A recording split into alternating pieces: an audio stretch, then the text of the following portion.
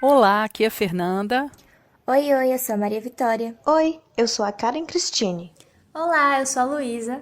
Olá, eu sou a Karine e venho apresentar a vocês o podcast do projeto de extensão Psicossocialização da Universidade de Brasília. Então, galera, o nosso projeto é orientado pela professora doutora Corina Sattler e tem o objetivo de aproximar a comunidade da psicologia e neurociência cognitiva no estudo do desenvolvimento humano, de uma forma descontraída e divertida. E o tema do nosso bate-papo de hoje é o impacto da exposição às telas no desenvolvimento infantil. Bom, pessoal, hoje estamos em junho de 2021 e temos a questão de saúde pública causada pelo Covid-19 como uma realidade, no nosso dia a dia desde março de 2020, que foi quando a Organização Mundial da Saúde caracterizou a doença como uma pandemia, ou seja, com casos em todo o mundo. O coronavírus, denominado SARS-CoV-2, exigiu diversas medidas de proteção e, dentre elas, o isolamento social, com as pessoas evitando aglomerações, evitando contatos com potencial risco de infecção. E isso acontece até hoje, Lu. Na tentativa de reduzir o contágio, as escolas públicas e particulares interromperam suas aulas presenciais. Em abril de 2020, 91% do total de alunos no mundo, e pior, 95% dos alunos da América Latina ficaram temporariamente fora da escola devido à Covid. Imagina, gente, quase que a totalidade de estudantes no mundo ficaram sem aulas presenciais nesse período. Como isso vai impactar no aprendizado desses estudantes, só saberemos no futuro. As telas são o principal passatempo das crianças já há algum tempo, infelizmente. Elas passam mais tempo assistindo TV, jogando videogame com smartphones do que na escola. E com a pandemia, esse hábito se agravou muito. É uma superexposição, pois as aulas também são ofertadas através das telas. Que muitos de vocês devem estar se perguntando ao escutar esse podcast, ou até mesmo já se perguntou em algum momento, é em relação ao tempo recomendado para o uso das telas. Bom, a Academia Americana de Pediatria, ela recomenda que a criança só tenha contato com as telas depois dos 2 anos de idade, pois antes dos 2 anos, o cérebro ainda está em processo de formação, maturação, então é recomendado que a criança de 2 a 5 anos fique no máximo 1 hora. As de 6 a 12 anos, o tempo limite é de 2 horas, e a partir dos 13 anos de idade, o tempo passa para 3 horas. Bom, já que vamos falar sobre crianças, nada melhor que conhecer um pouco sobre o desenvolvimento infantil, né? A infância é dividida em 3 ciclos de desenvolvimento: a primeira, a segunda e a terceira infância. A primeira infância ocorre do nascimento até os 3 anos de idade, sendo o período de maior dependência da criança com relação aos pais. É um período de grandes mudanças físicas e onde começa a surgir o senso de identidade e o autoconceito. Tem uma pesquisa presente no livro Desenvolvimento Humano, de Papali Feldman, realizada em 2003, que mostrou que crianças com menos de 2 anos passavam mais tempo em frente a aparelhos de televisão do que ouvindo uma leitura, e essas crianças eram menos propensas a aprender a ler aos 6 anos. Nossa, Karen, e é nesse momento que a gente percebe o bloqueio que ocorre nesse período do desenvolvimento da criança, né?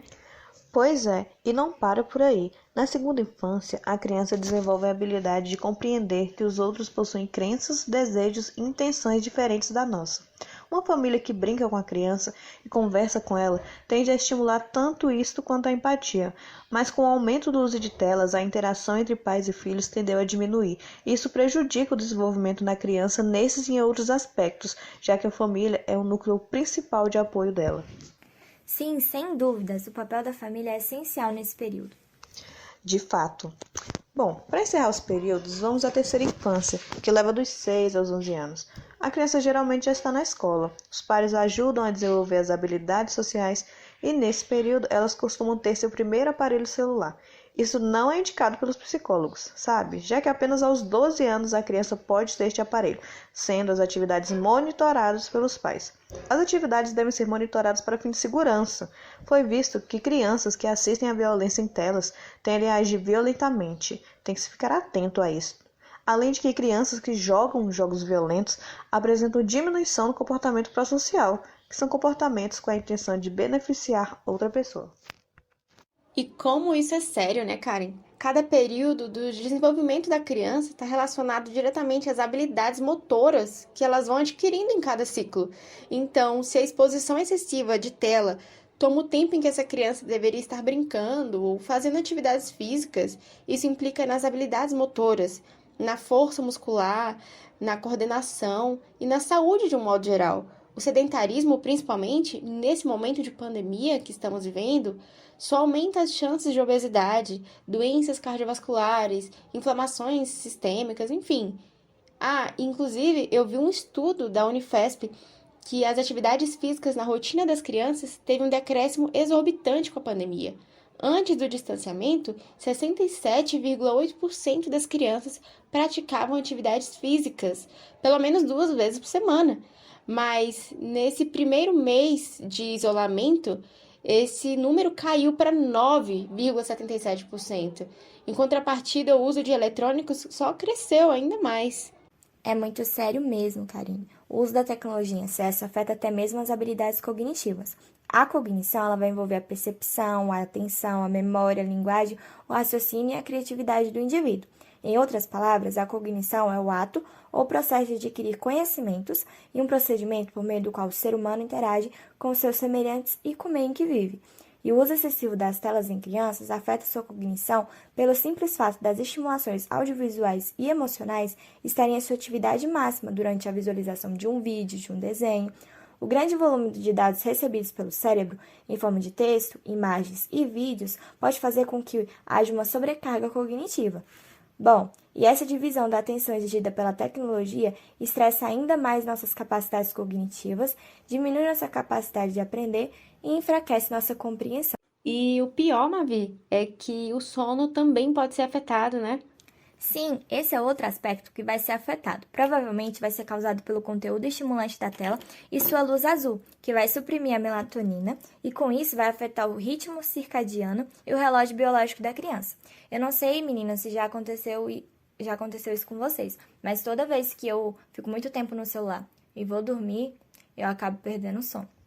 Que interessante! Mavi, acredita que o tempo de tela também reduz o tempo de interação social e familiar? E o contato com objetos, brinquedos e pessoas desenvolve funções mentais e habilidades de atenção. O ambiente e a família são importantíssimos para o desenvolvimento emocional infantil. E quanto mais tempo as crianças passam em frente a tablets, videogames, televisão e smartphones, maiores são as chances para o desenvolvimento de problemas psicológicos. Pesquisas apontam que o uso de tecnologias tem sido grande aliado para o surgimento da depressão. E quanto à interação social, nós entramos numa questão muito importante que é a linguagem, né? Sabemos que a linguagem é considerada a primeira forma de socialização de uma criança, justamente por essa participação nas interações sociais, principalmente com os seus cuidadores, os adultos que estão ali rodeando ela. E o fato é que quando essas crianças, especialmente as mais novas, estão expostas a telas de maneira excessiva, seja assistindo um desenho ou em algum jogo virtual, elas não estão necessariamente engajando em uma troca verbal com o outro, com algum semelhante. Parece até que ficam hipnotizadas, né, Lu? Sim, exatamente. E um dos pontos cruciais para o bom desenvolvimento da linguagem é a intenção comunicativa, né? A vontade de se comunicar. Os gestos, as expressões faciais, o olhar, são maneiras de comunicar intenções e estão presentes desde bebê. Mas acontece que com o uso de telas e essa hipnose que é causada por esses artefatos, essa intenção ou essa vontade de se comunicar pode ser afetada. Mas essa exposição a telas pode não ser totalmente maléfica desde que cumpra alguns critérios, né? Então, alguns programas de TV que estimulem a resposta verbal de alguma maneira ou nomeiem objetos podem ser interessantes para o desenvolvimento da linguagem da criança de uma forma geral.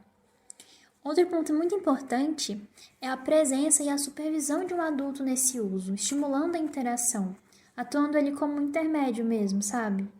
Pensando sempre no tempo de exposição, na qualidade dessa atividade e também na idade da criança, porque como a Mavi comentou, o uso de telas não é recomendado a crianças menores que 2 anos de vida de maneira alguma. Tudo bem difícil, meninas. É a chamada geração digital. A primeira vez que filhos têm um QI inferior ao dos pais, acreditam? A BBC divulgou até um estudo que aponta que quando o uso de TV e videogame aumenta, o QI diminui. O neurocientista Michel Demurger fez um livro com um nome bem inusitado, A Fábrica de Cretinos Digitais. e ele relata que dispositivos digitais estão afetando seriamente o desenvolvimento neural de crianças e jovens. Pesquisadores observaram que, historicamente, o QI sempre aumentou, ou seja, os filhos sempre tiveram um QI melhor do que o dos pais. Porém, os testes atuais de QI dessa geração apresentam índices menores do que seus genitores. Aí a gente pode perguntar, será que o QI não é afetado por fatores socioeconômicos que podem viabilizar o estudo? Foi exatamente pensando nisso que o estudo foi realizado em países onde esses fatores são estáveis há muito tempo. Países como Noruega, Dinamarca, Finlândia, França, Holanda. Nesses locais, fatores externos quase não influenciam no resultado. E ainda assim, nativos digitais são os primeiros em que os filhos têm um QI inferior ao dos pais. Daí faz uma reflexão, questionamento para todos. Será que estamos caminhando da melhor maneira para o futuro? Caminhando da melhor maneira como humanidade? Essa é uma ótima reflexão a se fazer, hein, pessoal? Bom, nós sabemos que conciliar o trabalho e as tarefas domésticas com a necessidade de dedicar tempo e atenção aos filhos não é uma tarefa fácil. Mesmo assim, é importante que haja um esforço para aumentar as atividades familiares e evitar a exposição de crianças às telas, como a Mavi falou.